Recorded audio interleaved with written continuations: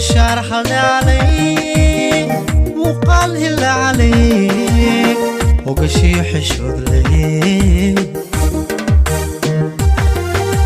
kulanti habboon dhegeystayaal ku soo dhawaada sheekadii kaamaan filayn qaybteedii labaad qaybta koowaad ayaa noo joogtay ayada hoodo iskuulka maalinta soo qaadatay maadooyinkii oo dhan guriga dibadda wana sheekaysay walaalkeed Maxamed waxyaabihii iskuulka ay ku soo aragtay inay isbarteen Xamdi iyo Hodan waxaa la gaaray maalintii labaad ee usbuuca hoodo keligeed ayay iskuulka aaday sidaan hore ugu soo sheegay hoodo gabar ilaahay qurux u dhammaystiray akhlaaqna u daray ishii mar aragtana aysan ka jeedsanaynin wiilasha iskuulka oo dhan ayaa isku sheegay hoodo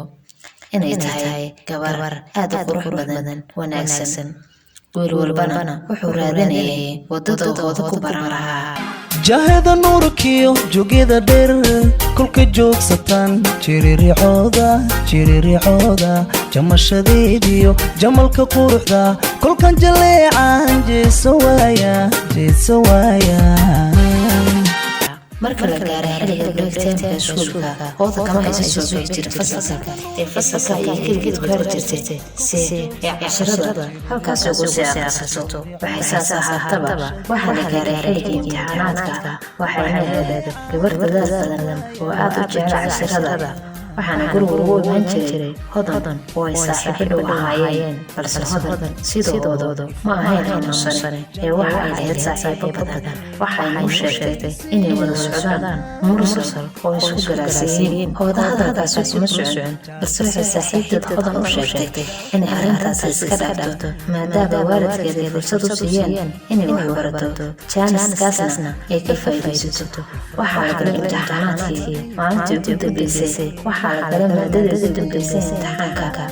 qof walba wuxuu aaday fasax maadaama iskuulka la xiray dalxiis iyo qaraabo tamaashaad ayuu qof walba u baxay balse hoodo ma aysan aadin fasax ee way caawinaysay hooyadeed oo dukaan guriga u lahayd hoodo ma lahayn meel laga soo xiriiro wiilasha xaafadda oo dhan isha ayay ku wada hayeen oo mid walba midka kale ayuu ka xigsanayay si uu jaanis ugu laaloodo hoodo waxay aad u jecleed waxbarashada waxayna kaalinta koowaad ka geli jirtay iskuulka waxay saas ahaataba waqtigu isguro waxaa la gaaray fasalka labaad ee dugsiga sare maalin ayay si kala isku barteen wiil deegaanka ku cusbaa oo ka yimid magaalada Muqdisho halkaa noo joogto qaybta labaad ee sheekada kaamaan filayn intaa ayaan ku hakinaya nabad dhegeystayaal